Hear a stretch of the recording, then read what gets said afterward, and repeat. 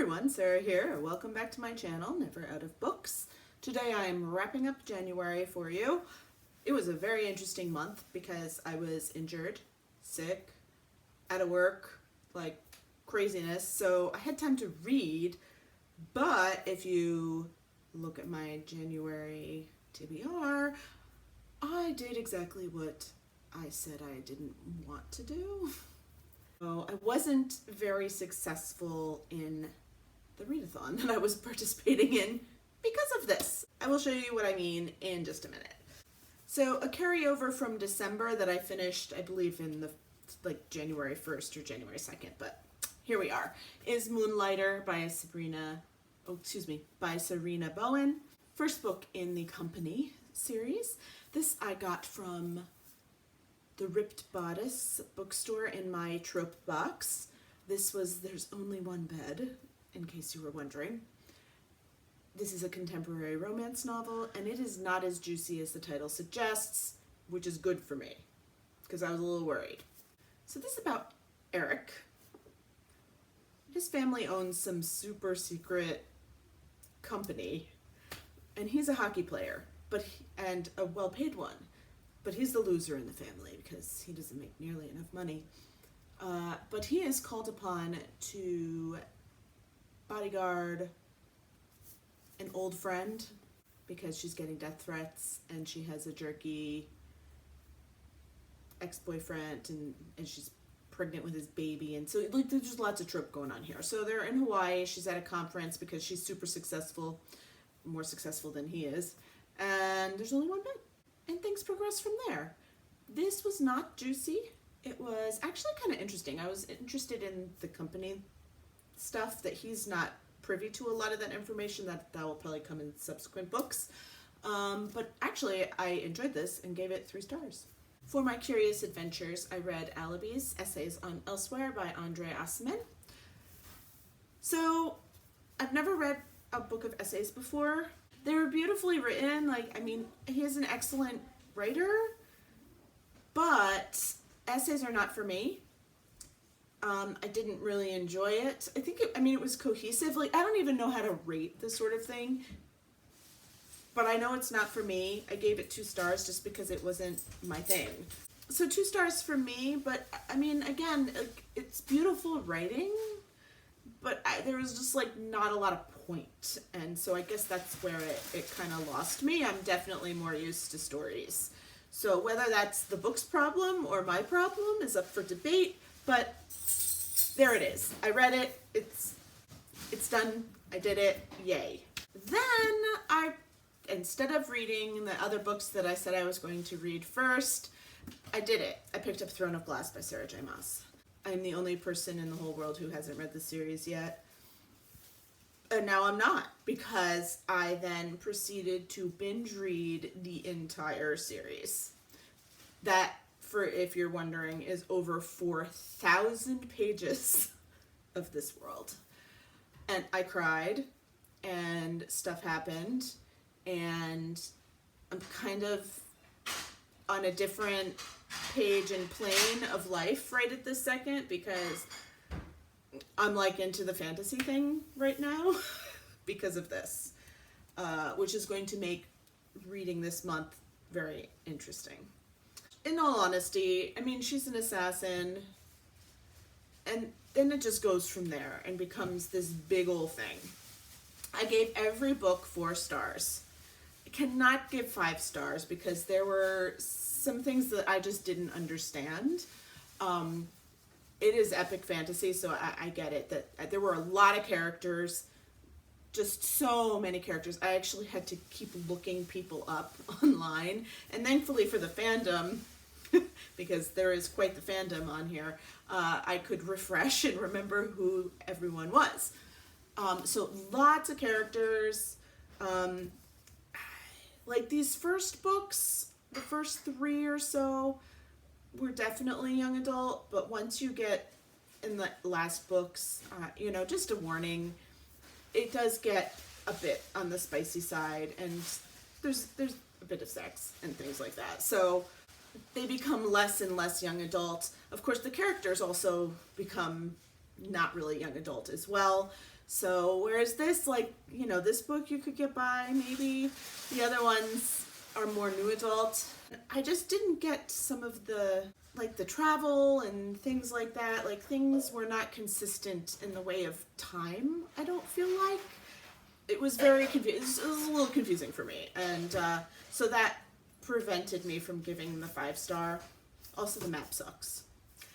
I just, you know, they didn't map out the other places they went. And, you know, anyway, so whatever. I totally did this. I read a metric ton of Sarah J. Maas. My criticisms are by no means make it so that I, you know, saying that I hated this series, because I actually really, really, really liked it. But just like things that I thought about. Good thing, like, definitely strong women in this. I was all for the women. Not necessarily for her, though. I wasn't a huge fan of her. She's kind of a jerk, and I don't really like her. But Elodie is my girl. She is awesome. So, there we go. Now I'm going to send all of those books to my grandmother and see what she thinks of this, because, yes, I think she's going to like them. My audiobook game is, like, pretty fantastic as well right now. So, I listened to The Headmaster by Tiffany Rice. Looks like this. I have the Audible romance package right now for like $2 extra a month or something like that. So I'm binge listening to the things that are in that package right now. And then I'm going to cancel it and go back to the normal programming. But this one, so I gave this 3 stars because I don't think it was a romance. I was a little worried because it's tagged as romance and erotica and all that stuff, but it got such great reviews, and so I was like, oh, let me see, let me listen. Like, not at all erotica, like, not at all. Not even approaching that.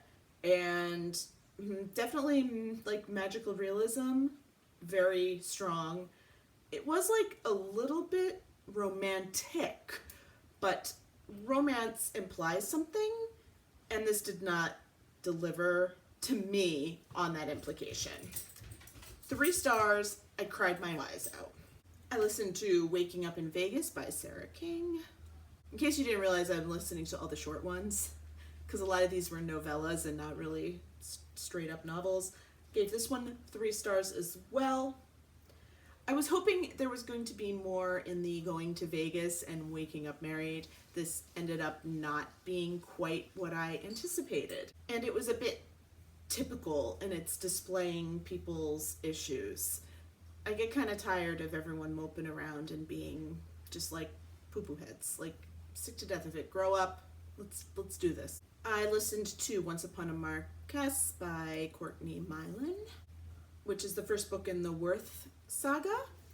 So I kind of jumped on this, 1 because it was Audible romance, and 2 just because of the whole Rita explosion that is kind of going on, and especially with Courtney Milan herself.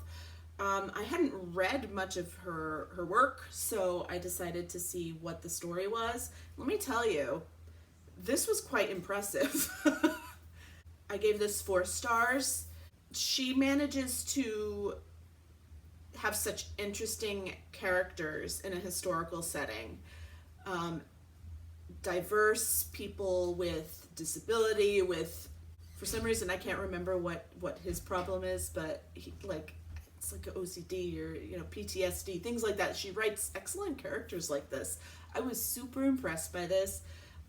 Very, like, interested in everything, and definitely a good book. I don't think I've read even anything else by her, so this is my first, and I'm gonna keep going if I can. Actually, I did. I read the 1.5 next, the novella.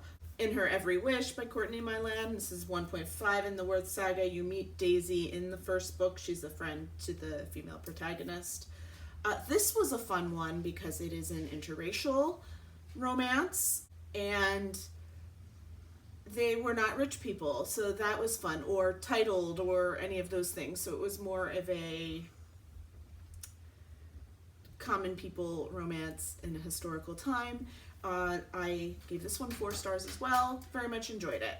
I kind of wanted to carry on with this saga, but the other books I don't believe are part of the package right now.